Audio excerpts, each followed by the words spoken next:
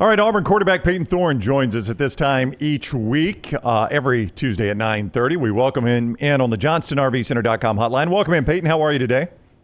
I'm doing all right. How about you guys? Doing well, thank you. Listen, I know it was a tough Saturday. As you've looked back on film, what went wrong for you guys? This second year in a row, this Cal defense is giving you guys fits. Yeah, obviously, like you said, it was a disappointing, frustrating weekend, especially in front of our fans at home.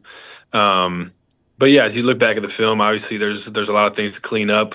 Starts with me personally. As I watch the film, I'm looking at where my eyes are, what my reads are, and making sure that I'm playing as crisp as I can. And so obviously there's some stuff to clean up there, and then each guy looks individually at himself as well, and tries to learn from that tape. And now it's Tuesday now, so that's behind us, and we're focused on this week ahead of us. Coach Freeze talked very publicly yesterday about meeting with you and the quarterbacks about 15 plays that he brought out of that game. And he talked about one coach's bad play call in the game and those 15 plays. What goes on in a meeting like that, and what do you think about that comment there that maybe one bad play call and everything else was sort of focused on execution? Yeah, we sat down and looked at those plays yesterday, just trying to get on the same page on that.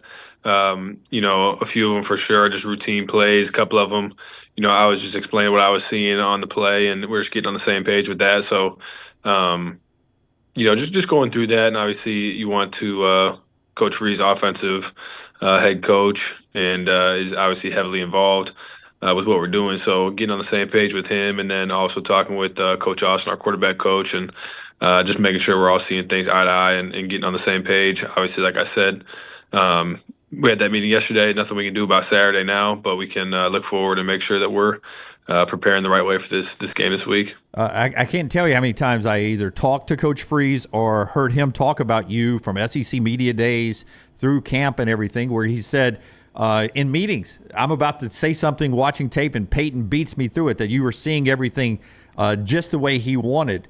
Do you feel like that's changed or somewhere along the way, or do you feel like you still have a perfect understanding of this offense? No, yeah, I don't think that's changed. Like we talked about, it's about execution. And so, I felt like it was the same thing watching the film yesterday. I feel like 9 times out of 10 when I, maybe mess something up on a Saturday, or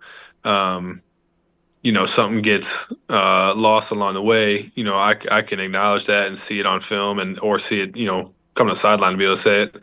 But obviously on film you watch it, and I know what the answers are most of the time when I watch the film and say, yeah, I should have done this, or yeah, I should have done that, or yeah, we needed this to happen and it didn't, and stuff like that. So still feel like we're very much seeing things eye to eye, and now it's just about making sure it happens on the practice field and also on Saturdays. You talked about moving forward, and yesterday Coach Freeze said that at least for New Mexico, I don't know how this will translate on down the line to Arkansas and Oklahoma and Georgia, but at least for the New Mexico game Saturday, he wants to come in with a smaller playbook. Practically, I mean, is that just something where you and he talk about, here's what I'm really comfortable with, all right, so let's shrink it down to that? He indicated that maybe he threw too much at the offense Saturday against Cal. Yeah, I know that Coach said that, and I think that is what is going to happen this week. A very refined game plan, looking at things that we've got a lot of reps at, and doing that over the last few months. And so, obviously, like you said, can't really speak for the weeks coming, and I guess those weeks aren't really important right now. We're just focused on this week and making sure that the stuff that we're doing, everyone has confidence in, and all 11 guys on the field know exactly what they're doing and know exactly how it's supposed to look, and can go out there, play fast, and obviously play with confidence and execute what we call. Yeah. It's probably a good time to remind people it is 11 people on the field at one time. It's not always one person out there. Payton Thorne is with us, and we appreciate the time and him being so timely every week. I want to ask you, as we move to this next game, you said in the post game, and I love this comment, that luckily our season's not over, that's not the last game. Out of conference, you got all your conference games left and everything. Give me the mindset that you're trying to share, not only with your own headspace, but with your teammates, because you're one of the leaders on the team, that loss is something you got to push away very quickly.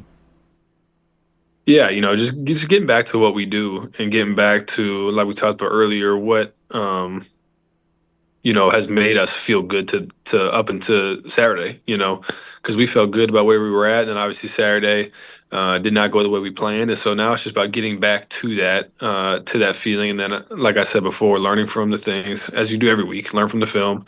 And then we do have to focus on those things and make sure that it doesn't happen again. You don't want it to be a pattern of those things happening like happened on Saturday. So just getting back, fixing those things, making sure everybody is locked into what we're doing, and like we said earlier, that starts with me, and setting the tone at practice and throughout the week.